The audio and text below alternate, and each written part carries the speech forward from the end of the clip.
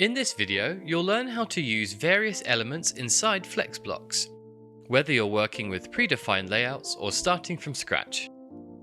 To start building your block, click on Add Elements and choose from text, images, videos, shapes, and more. Double-click on an element to add your own content and customize it.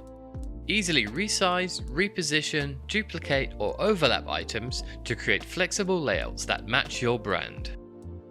If you make a mistake, don't worry, you can always undo your actions by pressing Command-Z, or redo your action by pressing Command-Shift-Z on your keyboard.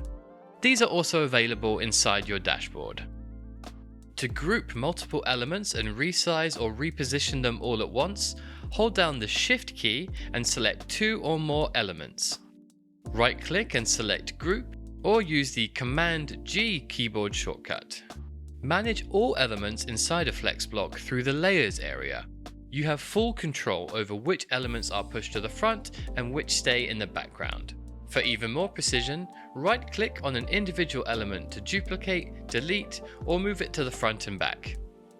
You can also access these options via your keyboard shortcuts, Command-D to duplicate, the square bracket keys to bring an element to the front or back, or the delete key to remove the element. All the flexibility you need right at your fingertips. Stay tuned as we release more elements for you to try.